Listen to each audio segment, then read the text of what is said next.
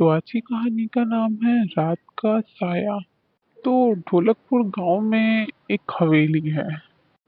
भूतिया हवेली। गांव वालों का मानना है कि उस भूतिया हवेली से रात को अजीब अजीब सी आवाजें आती हैं। तो इसी वजह से उस हवेली के आसपास रात में कोई भी नहीं जाता है। लेकिन एक दिन अजय, जो उसी गांव में रहता था, वो रात को हवेली के अंदर चला गया अपने पूरे स्वैग के साथ। हाँ, तो अजय अब उस हवेली के अंदर जा रहा है। चलो आज तो कुछ भी नहीं होगा। लल्ला लल्ला, आज तो मैं इस हवेली में जाके ही रहूंगा। देख के रहूंगा कि इस हवेली में आवाजें ये कैसी आती हैं। अजय खुशी खुशी उस हवेली के अंदर चला जाता है। अजय जैसे ही उस भूतिया हवेली के अंदर जाता है तो उसे वहां पे अजीब अजीब सी आवाजें सुनाई देने लगती हैं। ये कैसी आवाजें आ रही हैं भूतिया हवेली में? मुझे तो बहुत डर लग रहा है। अजय बहुत ही डर गया था जब उसे भूत की आवाजें सुनाई दे रही थी। अरे, ये इतनी तेज से हवाएं कैसे चलने लगी है यहाँ पे? ये सारी आवाजें कैसे आ रही हैं इस भूतिया हवेली? हो सकता है कि हवा जो चल रही है उसकी वजह से ये सारी आवाजें आ रही हैं। मुझे लगा कि यहाँ पे सच में कोई भूत है, लेकिन यहाँ तो कोई भूत नहीं है। इस हवा की वजह से ही ये सारी आवाजें आ रही हैं। सारी खिड़कियां तब से बजे ही जा रही हैं। अजय को कोई भी अंदाजा नहीं था कि उस भूतिया हवेली में जाके उसने कितनी बड़ी गड़बड़ कर दी है। किसके हंसने की आवाज आ रही है? क्या कोई है इस हवेली में? अरे, वो क्या है? वो क्या चीज है जो वहां पे है?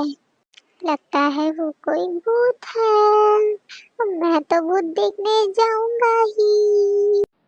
अब अजय इस कमरे में इतना अंधेरा क्यों है? अरे, ये भूतिया घर है तो यहाँ तो अंधेरा होगा ही होगा। अजय को ये कोई भी क्या अंदाजा है? नहीं था कि उसने उस कमरे में आके कितनी बड़ी गलती की है। ये अब अजय दीवार उस इतनी कमरे की खराब हर क्यों एक है? चीज को देख रहा था, हर अभी एक भी चीज वो को आवाजें छू मुझसे रहा आ था। ही रही हैं। देखते ही देखते वो उस शीशे के पास चला गया जिसमें उस चुड़ैल का साया है। अजय को कुछ भी समझ में नहीं आ रहा था कि वो करे तो करे क्या। अब वो बस उस हवेली से निकलना चाह रहा था क्योंकि उस हवेली में जो भूत की आवाजें आ रही थी, उन आवाजों से अजय का सर दर्द होने लगा था और वो बहुत परेशान हो गया था। ये लेकिन क्या उस चीज हवेली है? से निकलने की जगह वो उस शीशे के और पास आ गया था। शीशा?